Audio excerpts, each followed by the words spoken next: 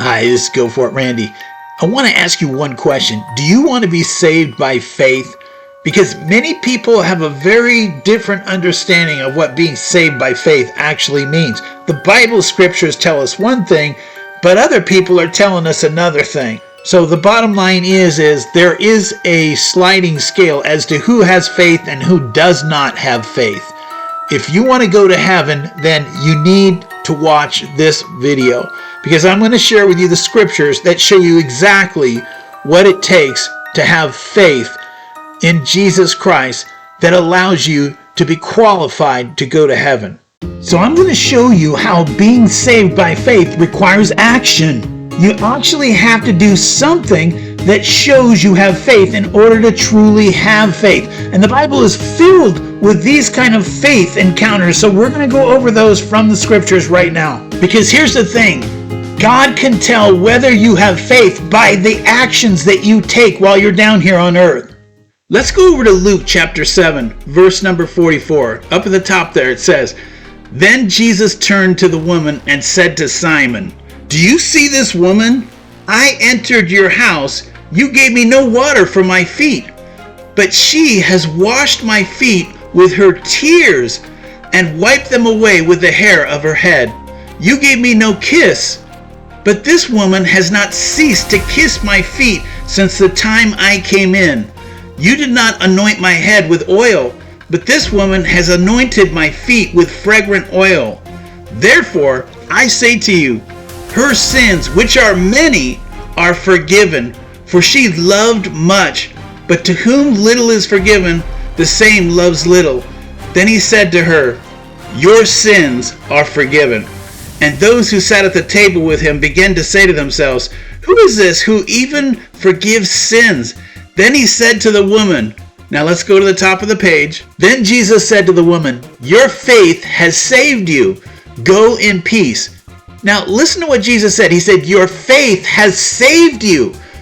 Now, did her faith save her by just thinking a thought, and she was, she could have been outside the building thinking, "Well, I hope I'm saved.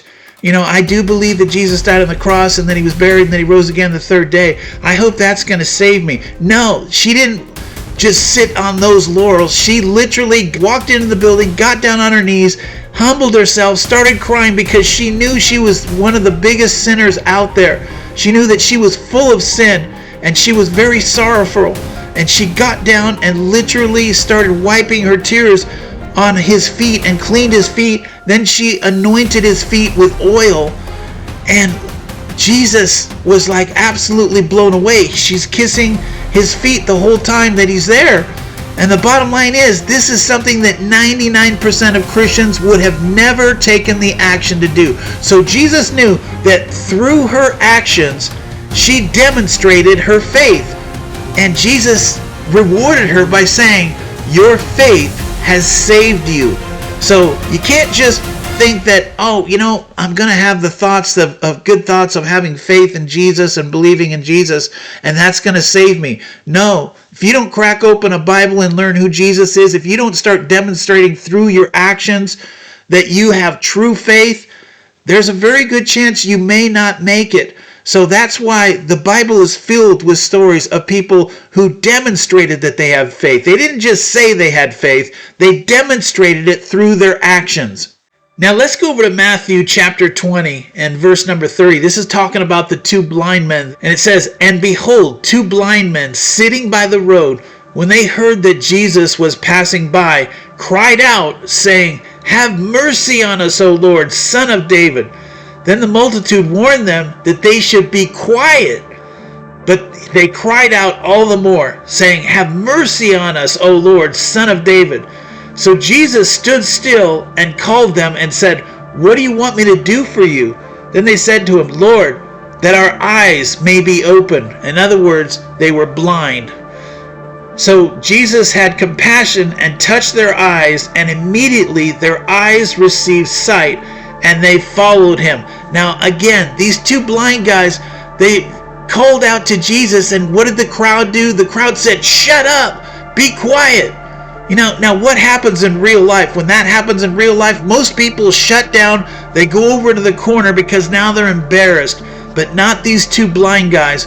These guys had the faith to take action and talk even louder, screaming out to Jesus, because they wanted to have this miracle happen in their lives so that they could see with their two eyes again. And the fact that they took action, Jesus saw the faith that they had, and he literally healed their eyes right there on the spot. You remember the Red Sea crossing where Moses parted the ocean and literally parted the sea wide open? And God literally did all of this for Moses, but literally the sea floor was exposed because all the water came up on both sides, and God was holding back the waters on both sides of the sea. And basically they had to walk across the ocean floor, across 8 miles of sea floor. And the bottom line, it was all dried up, but they had to have tremendous fear because that water wasn't like it is in the movies. It was literally over 160 feet below sea level. So that means almost a 16-story wall of water was on both sides of the path that God had made across the Gulf of Aqaba so that the Hebrews could get to safety before the Egyptian army came and got a hold of them. So they all had to have had a lot of fear. Think about it.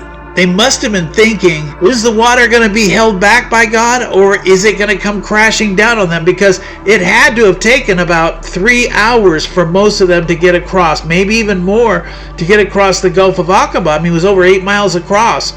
So this demonstrated through their actions the faith that they must have had in God. By that time they had seen so many miracles that they had the faith, and they demonstrated it through their actions. By even though they had fear, they still walked across the sea floor 8 miles with all of this water right on both sides of them the whole time. They could have come crashing down on them at any time and killed them. And even if they did make it through the initial crashing of the water, they would have had to swim up to the surface of the water, which was 160 feet above their head. Very few people could swim that far. It probably would have knocked all the wind out of you anyway from the water coming crashing down on you. So the odds of you living through something like that would be astronomically against you. So clearly, your actions demonstrate that you have faith. Let's go over to Revelation chapter 14, verse number 12. It says, "Here is the patience of the saints. Here are those who keep the commandments of God and the faith of Jesus." So here's the bottom line. They are keeping the commandments of God because that's how they demonstrate that they have faith in Jesus. Jesus said, if you want to have eternal life, keep the commandments. So they take action and keep the commandments of God. Let's go over to Hebrews chapter 11, verse number 7.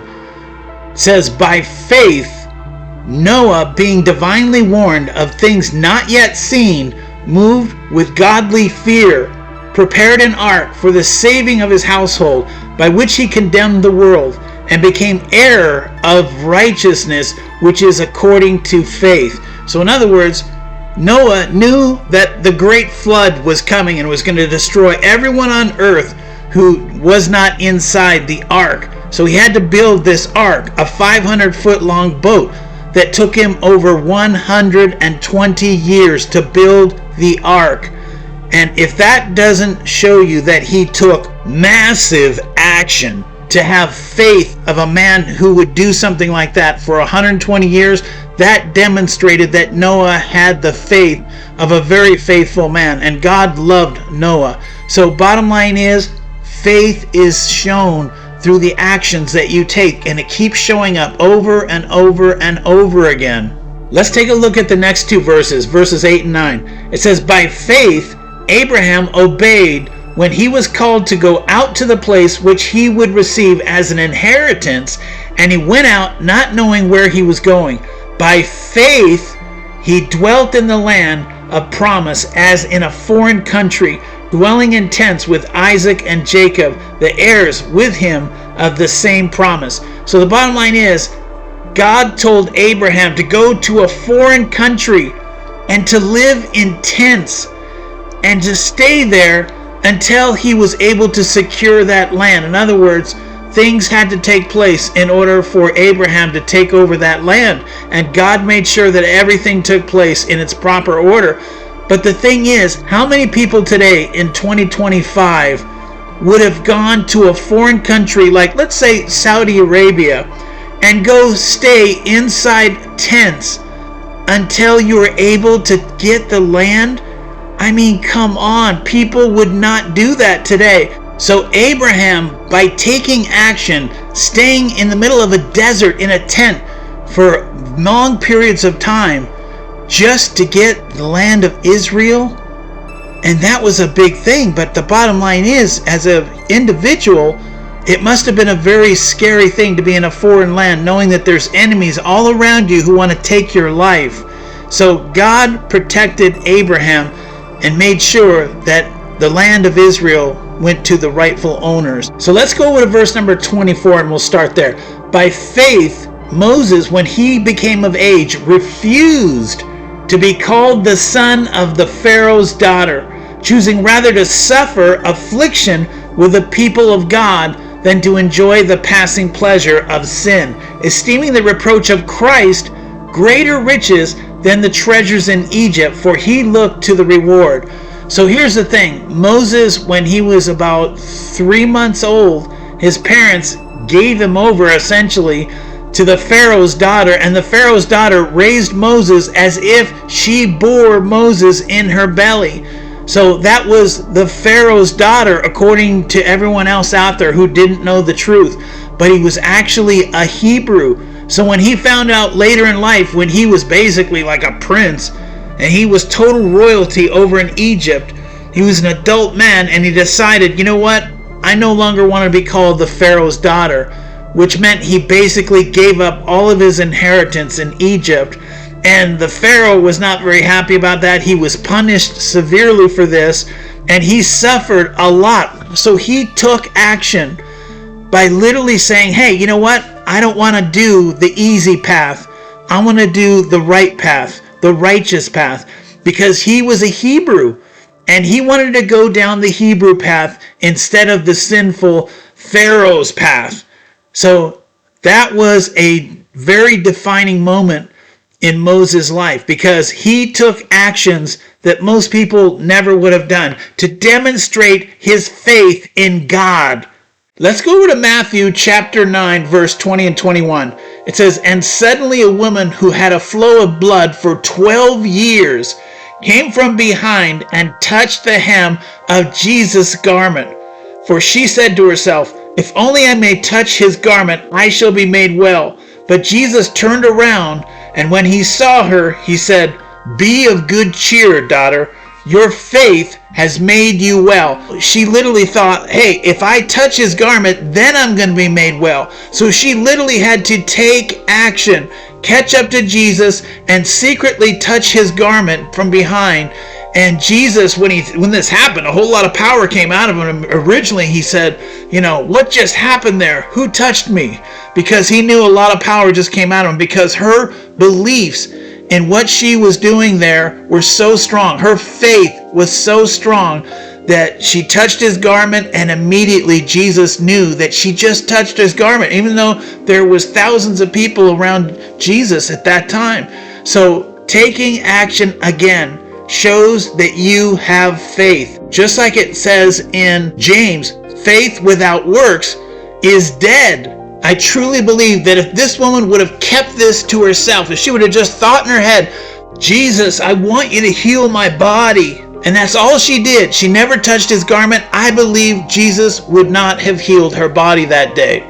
Clearly, the Bible shows us over and over again that those who take actions aligned with their faith are rewarded by God. Those are the ones who are going to be saved. Those are the ones who are going to stand out as true believers.